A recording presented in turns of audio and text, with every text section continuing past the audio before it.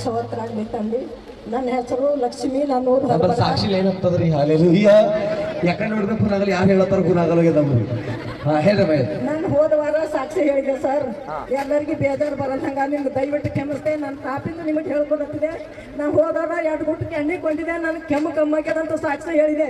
ಮನೆಗೆ ಹೋಗ್ಲತ್ತ ನನ್ನ ಮಕ್ಕಳು ಅಂದರು, ಯಾವಾಗ ಈಗ ನೀ ಬೇಮಾರ್ ಬಿದ್ದಿದ್ದಿ, ನೀ ಕೆಲಸಕ್ಕೆ ಕೊಟ್ಟು ಹೋಗ್ಬೇಡ ಅಂದರು. ಹ್ಞೂ ಅಂದು ಹೋಗಿದೆ. ಇಲ್ಲೆಲ್ಲ ಜನರು ಕೂಡೋದು ನನ್ನ ಕಣ್ಣಿನ ನೋಡಿ ದೇವ್ರಿಗೆ ಏನಂತ ಬೇಡ್ಕೊಂಡ. ದೇವ್ರೇ ಇದ್ದರು ಎಲ್ಲ 5,000 ನಾಭಿ ದವಾಖಾನೆಗೆ ಹಾಕಿದೆ. ಒಮ್ಮೆ 1 ತಿಂಗಳು ಬಂದಿದೆ. ನನ್ನ ಕೈ ಭಾಳ ಶಕ್ತಿ ಕೊಡು. ನಾನು ಹಸದಿದ್ದಟ್ಟು 1000 ರೂಪಾಯಿ ಕಾಣಿಕೆ ಕೊಡ್ತೆ ಅಂತ ನಾ ದೇವ್ರಿಗೆ ಬೇಡ್ಕೊಂಡೆ. ಅವತ್ತು ಹೋಗಿ ಕುಂತು ಮನೆ ಹುಡ್ಕೊಂಡೆ. ನನಗೆ ಓಡಾಡಕ್ಕೆ ಔಷಧ ಇದ್ದಿಲ್ಲ.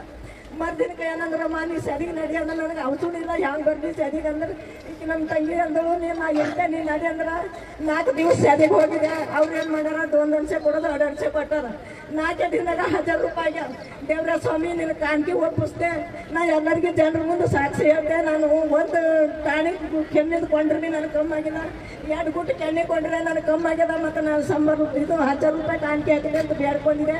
ಇವತ್ತು ಸಾಕ್ಷಿ ಹೇಳಿ ಎಲ್ಲರೂ ಹುಜರ ನಿಮ್ಮ ಭಕ್ತರಿಗೆ ಕೈದಾಗ ಕಾಣಿಕೆ ಕೊಟ್ಟೈತೆ ನೋಡ್ರಿ.